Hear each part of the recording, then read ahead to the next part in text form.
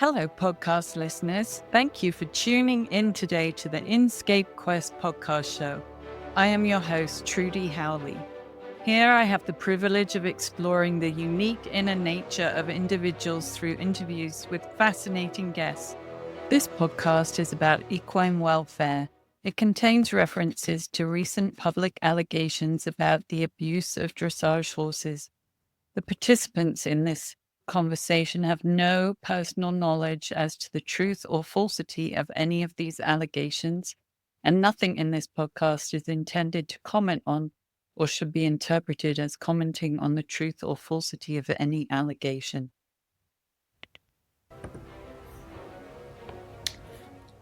I'm grateful to be talking to Diana Mukpo today. Diana is a dressage trainer, rider, and competitor with a very colourful history. Growing up in England and then moving to the US in the early 1970s when she became serious about studying dressage. At that same time, she was married to Chogyam Trungpa, who is widely considered one of the most important figures in the transmission of Buddhism to the West. Diana studied under some dressage greats. She studied with Charles de Comfy in Northern California, in Austria with Arthur Cotes, and was admitted to the Spanish riding school in their foreign student program, riding trained stallions every day. And after the normal 3-month session, she was granted an extension to stay for another 2 months. Her riding career continued with training with Herbert Rabine in Germany, and simultaneously she founded the Shambhala School of Dressage in Colorado, which offered training for horses and riders of all levels. Diana also ran a sales business, Wind Horse Dressage, and during that time she competed her own horse Pascal, a regional Grand Prix champion, and competing both at national and CDI levels. Welcome, Diana. You have such a rich, wonderful history to bring to our conversation, not only to current things going on in the dressage community, but historically in terms of training horses, and also from a spiritual perspective and how we can really understand better of how to be in right relationship to both horses and ourselves. I'm very excited to be talking to you. Thank you. Thank you, Trudy. I'm so happy to be part of this discussion. And hopefully we can all collectively come together and find a way forward that is beneficial for both the animals and the people. So thank you for hosting me.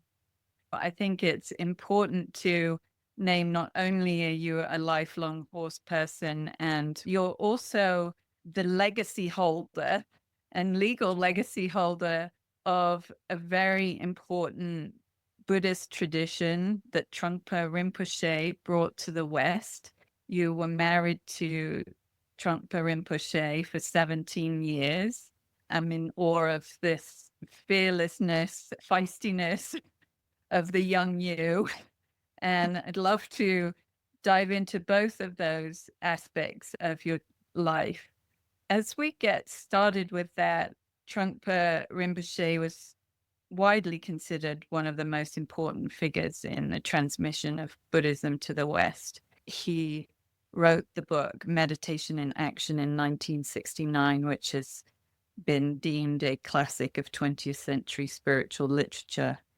Trungpa Rinpoche had a very broad vision that his perspective on meditation and action and so forth was that this particular state of mind that one develops through practicing meditation and studying and so forth applies to one's general life. So he had a very broad societal vision. And the principles that he taught, that one obviously needs time with oneself to see how one's mind works and so forth, but that once one needs to bring that into one's life in general. And his legacy has so many of those aspects, from Naropa University's educational institution that was extremely ecumenical and so forth, and also how he embraced the arts, so many arts, from theater to photography and ikebana, flower arranging and so forth, that he brought these Buddhist principles of mindfulness and awareness into so many. And one of the things he loved too was dressage. And it always used to strike me that he had no formal education in it. But obviously, Tibet, during the area that he grew up, they didn't have the wheel. So he grew up riding horses, had a very intimate connection with horses. It was the method of transportation. It was a really medieval culture, which he grew up. But sometimes he would come and he would watch me ride. And he would say things like, your half pass to the left is better than your half pass to the right. I think you need a little more cadence and so forth. And I always used to wonder, where on earth did that come from? But I think that it was just this magnanimous view that he had that translated into actually understanding the mechanism or the manifestation of so many different art forms. And at a certain point, I was in Vienna for 3 years, called me, and that he was in the United States, he was in Colorado. He called me in Vienna and he said, it's time for you to go to Germany. He said, you need to understand both aspects of the discipline, the way it's taught in Austria, and then you also need to understand the German perspective. So I thought it was very interesting that without any formal education, that he really had very good perspective on the whole discipline. And he was extremely supportive of the riding and really valued dressage was one of the disciplines that he felt that would actually apply to mindfulness in action, that if one rode correctly and studied correctly, that it was almost like a meditation practice in itself. Wonderful. I love that you named that cultural connection that was just ingrained in Tibetan culture about the lineage of horses all the way through that co-evolution. Sounds very important. I just want to read a quote actually, because it seems very poignant, and I'd love to hear your comments on this because you've named about the meditative piece. It goes, meditative awareness shows you how to regain your balance when you lose it, and how to use the messages from the phenomenal world to further your discipline. The practice of meditation also allows you to be completely grounded in reality. Then, if someone asks, how do I know that you are not overreacting to situations? Reply, my posture in the saddle, my seat on the earth speaks for itself. He used to use a lot of analogies with the riding. He used to talk about holding your seat while all sorts of chaotic situations would happen in life, and that you would have to hold your seat as you did on the saddle on a bucking horse. So he used to use those analogies quite often. Feel like we're a little bit sitting on a bucking horse in some ways right now.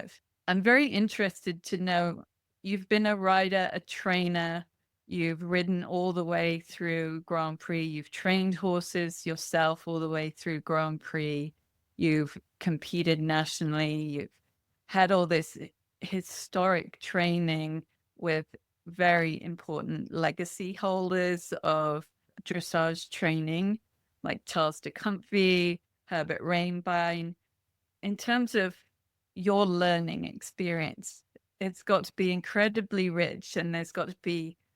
I think it's very interesting. I think we are actually now at this particular point in time at a really pivotal point, because what I want to talk about here is how we make it standard to have empathy for equine partners. I think correct training, and from all the experience that I have had, that what really works is having that awareness, or that's my understanding of training horses. Herbert Rabine used to have a saying, which was that violence is an excuse for lack of knowledge. We are at a point in time, there's been the Me Too movement, which has brought awareness to situations which may have been going on for a very long time. So I don't think that the crisis that we have right now in the dressage world is necessarily because something new has happened. It's because a society we're becoming now brave enough to actually acknowledge where problematic issues may have been not brought to the forefront. And now we're actually starting to talk about these things. So I think it's really good. And hopefully all of this will help to create some sort of a reset button, because I do think to a certain extent that the discipline is in danger if we don't begin to become aware and have the courage to address where things are going awry. I was struck by, I don't think any of this is new, what's going on. Xenophon, the military commander and horseman from ancient Greece, wrote the first book on horsemanship, 2,300 years ago. And one of the things that he said, one of the famous quotes that he has, is anything which is forced or misunderstood can never be beautiful. So there must have been things that were forced and misunderstood, even in that time, 2,300 years ago. And he was addressing that, how people's perceptions become, how one evaluates one's perceptions. And I do think that's a little bit the case now, that we maybe need to put a reset button on what we perceive as beautiful and correct. And that's one thing. I was very fortunate to have very classical training. I think that a little bit the sport is becoming, because of honestly, partially greed and other factors, become that maybe we need to change what we perceive as correct. For instance, the whole situation with asking the young horses to perform the way they do is not really honestly classical dressage. It's something that's driven by financial gain.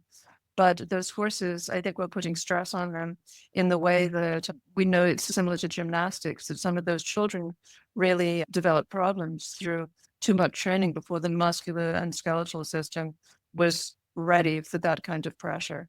So I think there's that. And I think also educating the young professionals, not only in classical dressage, but also understanding the horse's perception. This one, I actually wanted to quote Matthew Ricard, who is a Frenchman, who's a Buddhist monk. And he's written some beautiful things about animals. And one of the things that he says is the most striking quality that humans and animals have in common is their capacity to experience suffering. I think it's really important that we begin to identify what is suffering, because the horses can't talk for themselves. So I think it's also the development of empathy along with classical and good training that's going to help to change things. Thank you. That's so important. And just putting the horses at the center of these conversations and utilizing perhaps the timeless realities and truths from your spiritual practices and knowledge and wisdom, and combining that with ways of moving forward. So in terms of training a horse to do piaffe, like typically that's considered maybe the most difficult part of dressage training. And I'm wondering, how long do you think that typically takes, or how long do you think that should take? I'm really glad you asked me that question, Trudy, because this is one of the things that pains me the most. Having had the opportunity to spend time and watch it taught in a really classical way, which is why the horses from the Spanish riding school piaffe so beautifully and with pleasure, honestly. Again, it's a question of, again, quoting Herbert Rabine, that violence is an excuse for lack of knowledge. People don't, firstly, are not always educated in how to create that. And secondly, there's this pressure to make the horse more valuable, because a horse is significantly more valuable once it can piaffe. So people try, and I think it tends to, at times, become abusive. So what I understand and know from piaffe is that it really takes a year to even begin. And if it's done correctly, the horse has to feel happy about it, that it's rewarded. Personally, when I work with them on the ground, I give them a lot of sugar every time. It's good. And in the end, they piaffe well because they're happy and they have really good associations with it. So just beating them, maybe it works temporarily, but they're not going to piaffe every time you take them in the show ring and say, okay, here you are now.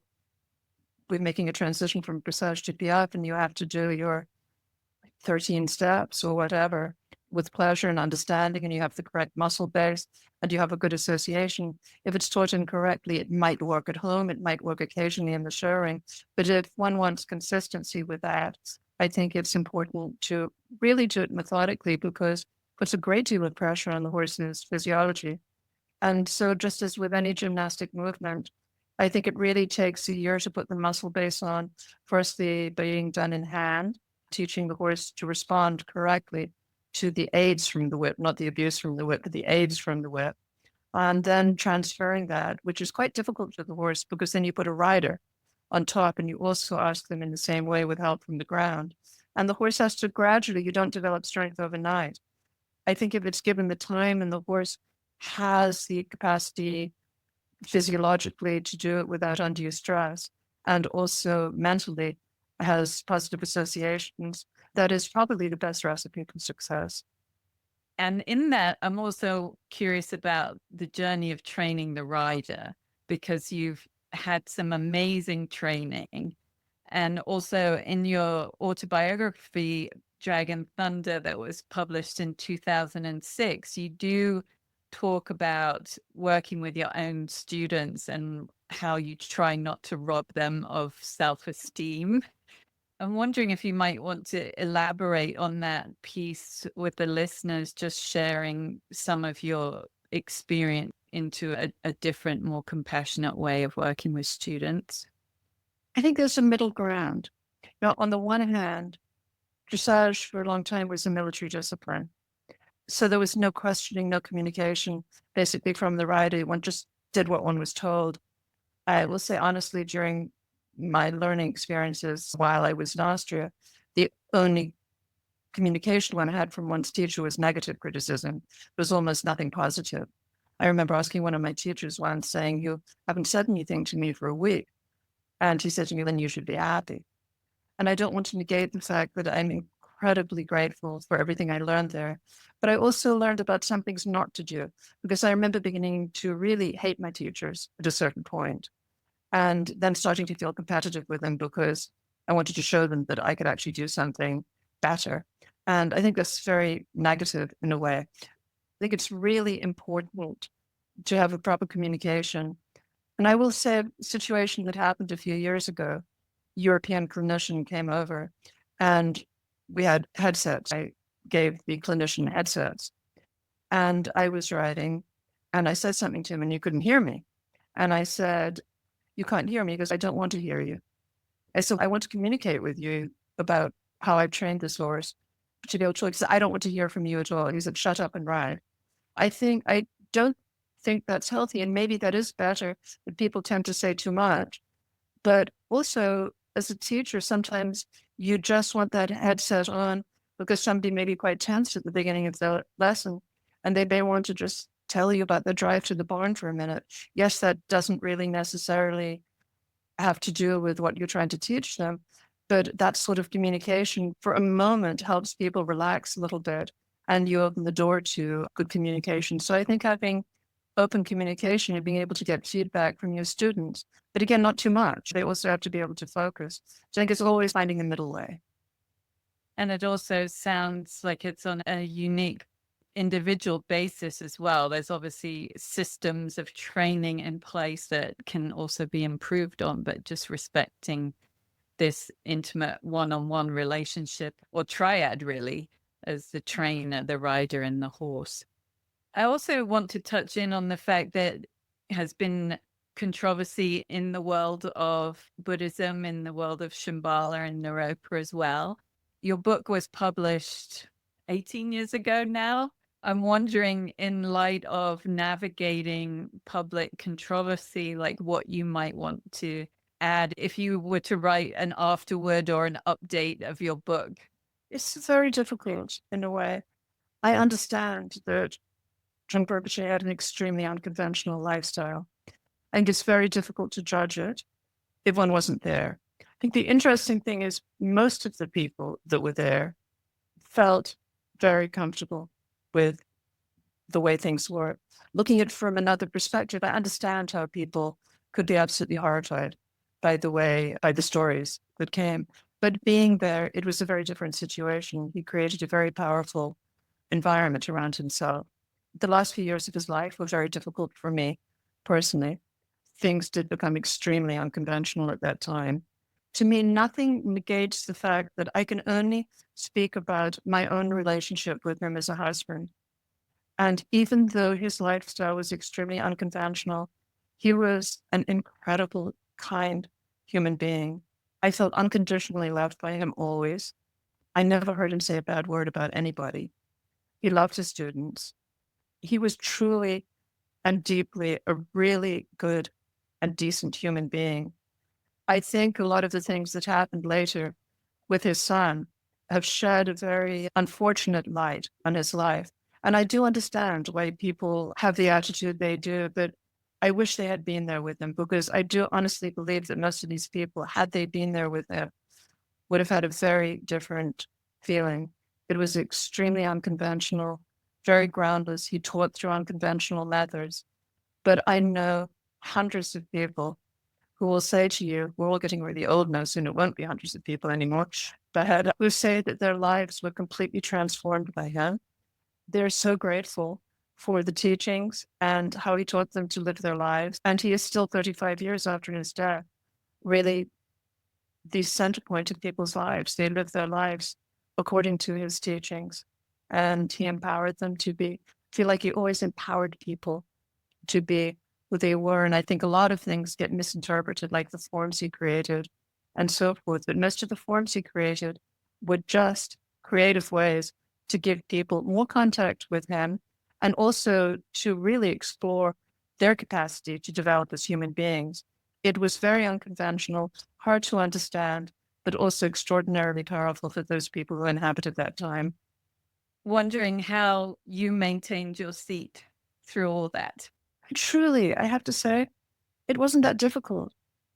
He was wonderful. I never felt minimized by him in any way. He was so kind and so wonderful to me. And he also, I was so young when I married him, and I'd never really had the opportunity that so many young people had to really explore the world. And I think he understood that, which is why he totally supported my writing career. He really wanted me to go to Europe. He wanted me to experience the training, but correctly. At some point, I was really overwhelmed. I wanted to come home, and he actually said, no, you don't come home. You have to finish your training properly. So he was quite tough about that. Even though the last few years, as he started to degenerate, honestly, were very hard for me. Prior to that time, it was a wonderful time in my life. And I remember him saying at some point, this is the most important time in your life. When you look back, you'll remember it as the most glorious time in your life. And I laughed at him, but actually it's true. Maybe you might even have time to write another book and lay it all out in parallel with dressage and horse training. You said something that wondering about in terms of the discipline of training, and I know we've already touched on it, but just to elaborate on that further, you were a participant in 400 years of traditional dressage training. How is that translated today? Because if it's not written down, or you can't go and train in another country, how that communicated to a wider audience? I think that there are still some teachers out there who really have good classical background, who also compete competitively and so forth. So I think it is the same as in spirituality. You have to seek out the right teacher. And then when you decide who your teacher is, I really don't believe in teacher hopping. I think one should stay with one trainer for as long as that really seems to be working before going on. I do, like in this country, it's very different than what I experienced from training in Europe, where you hop from clinic to clinic. And I don't think that's particularly helpful, because I think that quite a few roads lead to Rome, not if you keep getting on different ones all the time. So you have to map out your process. And part of that is, what is your trainer? What is their training? What have they produced? Are their horses happy? Do their horses enjoy their work? Are they able to develop and really show the upper level work with relaxation and suppleness and so forth? So it's a certain sort of feeling that one investigates who one's going to train with, and then you really work with that system.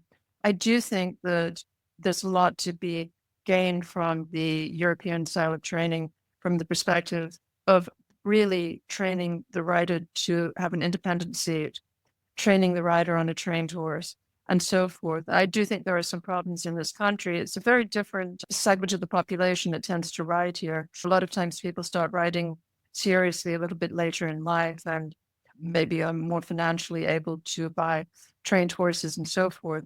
And all of that is really good. I think it's excellent to learn to ride on a trained horse. You can't buy your way into the show ring. I don't think that's ultimately really good. And one thing I really would like to see in American dressage more is people who train their own horses. To see some of these riders, Grand Prix riders, and the top riders on horses that they've trained themselves. I would really like to see more young horses being trained from the beginning all the way through. And I do think that is one advantage over the Europeans, because to a certain extent, if we look this year before the Olympics, some of the second line horses have been sold.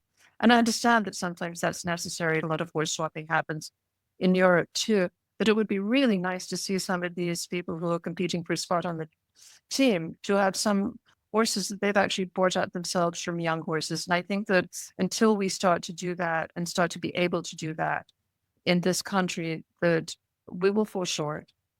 And really important just to acknowledge the people that train children, people that are engaged in taking that brave step of watching young children who may not have body control or the wherewithal to understand all the nuances of dressage, but they're still out there braving the risks really of teaching young children not only how to ride, but to do dressage. And just want to give a shout out to them.